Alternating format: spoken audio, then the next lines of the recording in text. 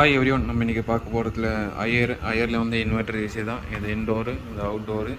நம்மளுக்கு என்ன எரர் வந்திருக்குன்னா E7 எரர் வந்திருக்கு. ஸோ அதனால் நம்ம கனெக்ட் பண்ணி பார்க்கலாம் ஃபஸ்ட்டு என்ன எரர் கூட வருதுன்ட்டு. ஸோ E7 எரர் பார்த்தீங்கன்னா கம்யூனிகேஷன் எரரு. ஸோ அந்த கம்யூனிகேஷன் எரருங்கும் போது நம்ம இன்டோராக அவுட்டோராக பார்க்கணும்.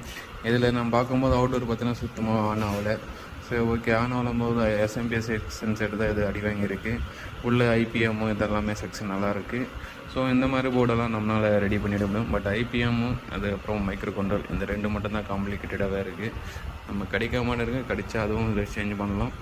பட் இப்போ நம்மளுக்கு எரர் கூட E7 வருது இல்லைன்னு பார்க்கலாம், வெயிட் பண்ணுங்கள். ஓகே, நம்மளுக்கு பார்த்தீங்கன்னா E7 வந்து கன்ஃபார்ம் ஆகிடுச்சு. E7 எரர் வந்து இன்டோர் மோட்டர் எல்லாமே ஆஃப் ஆகிடும்.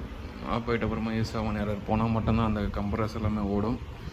ஸோ நம்ம என்னென்ன ப்ராப்ளம் பார்த்துட்டு ரெக்டிஃபை பண்ணிவிட்டு நம்ம கம்ப்ரஸரை வச்சு ஓட்டிட்டு கஸ்டமருக்கு ரிட்டன் ஊற்றலாம். கஸ்டமர் பார்த்தீங்கன்னா குடியாத்தம் லோக்கல் தான். ஸோ நம்ம அதை ரெடி பண்ணிட்டு ஃபைனலாக பாருங்கள், கம்ப்ரஸரை ஓட்டி கொடுத்துடலாம். இன்னும் நம்ம யூனிட் ரெடி ஆகிடுச்சு. இப்போ பார்த்தீங்கன்னா 16 டெம்பரேச்சர் செட் பண்ணியிருக்கேன். இன்டோர் மோட்டர் ஓடின்னு இருக்குது. இன்டோர் PCB, அவுட்டோரில் கம்ப்ரஸர் கனெக்ட் பண்ணியிருக்கேன். அதே மாதிரி ரியாக்டர் எல்லாமே கனெக்டில் இருக்குது. இது AC மோட்டர் தான். ஸோ இது எரர் எல்லாம் இது அடிக்காது. இப்போ பார்த்தீங்கன்னா கம்யூனிகேஷன் நடந்து இருக்குது. கம்யூனிகேஷன் நடந்தால் மட்டும்தான் நம்ம பிளிங்கிங் எரியும், இல்லைனா ஸ்டாண்டர்டாக எரியும். நம்மளுக்கு ஃபால்ட் ஆனதை பார்த்தோன்னா ஐஜிபிடி ஒரு கேட் டிரைவரு. இது இல்லைனா PFC செக்ஷன் ஆக்டிவிட்டியாக ஆகாது. ஸோ அதனால தான் வந்து போர்டு சுத்தமாக ஆகணும் நம்மளுக்கு. அதாவது இதில் 2 LED கொடுப்பாங்க. ஒரு LED இருந்தாலும் ஒரு LED எரியாது. ஸோ நம்மளுக்கு இப்போ ரெடி பண்ணிட்டு கம்ப்ரஸர் ரன் ஆகுதில்லைன்னு பார்க்கலாம், வெயிட் பண்ணி பாருங்கள். பார்த்தீங்கன்னா கம்ப்ரஸரு ஸ்டார்ட் ஆயிடுச்சு.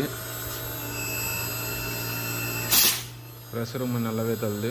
இப்போ செகண்ட் ஸ்பீல் ஓடின்னு இருக்குது கம்ப்ரஸரு.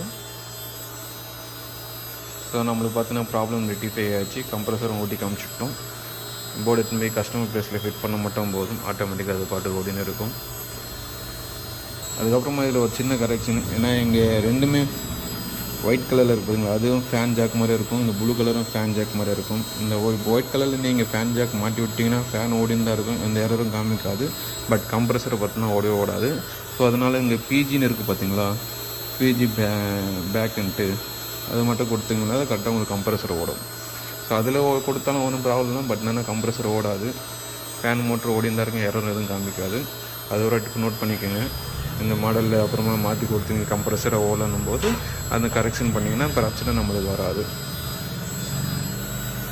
ஸோ இப்போ நம்மளுக்கு 1.5 ஆம்ஸ் மேலே போயின்னு இருக்குது. அதாவது 3rd ஸ்பீடுக்கு போயின்னு இருக்குது. நான் இது 110 ஐயரோட போர்டு, ஆனால் 1.6 கிட்ட வரும். ஓகே, 3rd ஸ்பீடும் போது கம்ப்ரஸர் எதுவும் ஆஃப் ஆகலை. எந்த